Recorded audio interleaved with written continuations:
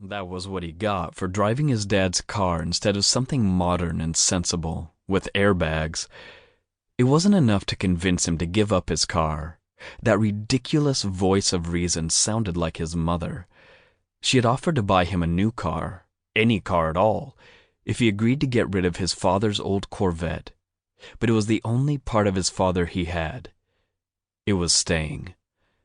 At that moment, it was quite literally staying. There was no way it was going to move without a tow. A quick calculation of his available funds made him cringe. He'd barely had the money for the cross-country trip, and ironically, the pre-drive checkup for his car had drained a lot of what he'd had. Stinger had been in perfect functioning order when he'd set out. It was going to take months to save for the kind of repairs she was going to need now, and that was only if he could find a job in a town so small that it barely rated a grocery store. He suspected the grocery store only managed because there were no other towns in the county, and so there were no other options within an hour's drive. The reminder of that remoteness brought him back to his predicament.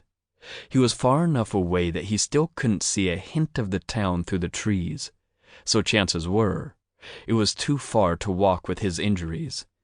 Instinctively, he reached for his phone in his right pocket and cringed at the stabbing pain that shot up from his wrist. He mentally upgraded the injury from probably sprained to probably broken. Awkwardly, he pulled his phone from his right pocket with his left hand and hit the power button. He wasn't really expecting to get a signal, but in the end, he was disappointed for a whole different reason. His hip must have hit something when he jerked forward, because there was a crack right down the middle of the screen. The phone flipped on, then the home screen sort of slid sideways and went dark again. It had an impressive 4 bars for the half-second it had worked. Unexpected, but also useless. He was trapped on a dark highway in the middle of nowhere at 4 a.m. It sounded like the start of a bad slasher movie. Between the adrenaline rush and the awareness that his situation was just begging for an axe murderer to come along, he was on edge. So when there was a rustling in the trees, he figured he could be forgiven for jumping a little. He told himself it was just the wind. It couldn't be more than a dozen miles or so to the ocean, and there was a salt tinge to the air. Or maybe it was that stupid deer come back to gloat. The deer had been acting funny that night. Or, maybe it was a bear. There were bears in Oregon. Maybe grizzly bears who liked to maul horror film stereotypes, who crashed into trees in the middle of the night. What if he woke it up? He was pretty sure bears were supposed to be hibernating in November. Hibernating bears woken by crashing cars were probably not happy bears. It became clear that it wasn't an unhappy bear when a huge wolf casually walked up and sat down in the illumination of his one working headlight. He'd always thought wolves were dog-sized, but this one seemed big enough to give a pony a run for its money. Devon froze in place, trying not to move anything, not even to breathe, like the wolf was a T-Rex and couldn't see him if he stayed still.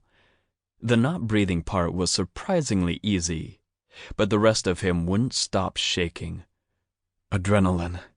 The semi-functional part of his brain pointed out. Fight or flight instincts activated, and they've decided on flight, even if that's possibly the dumbest idea ever. The thing wasn't acting like any predator he'd heard of, though. It just walked up, sat down, and stared at him like it was waiting for him to do something. Maybe it wasn't hungry yet. Maybe it was waiting for him to run away so it could chase him down and maul him to death. Maybe, if he very slowly got back into the car, closed the door, and pretended this wasn't happening, it wouldn't eat him. Maybe, he thought with a strained laugh, it wanted to show him a spot where he could pick flowers while it went to Grant's house, ate her, and slipped into her pajamas. That Devon was a redhead made the whole thing worse. "Why, grandmother, what big eyes you have," he said, his voice oddly high-pitched.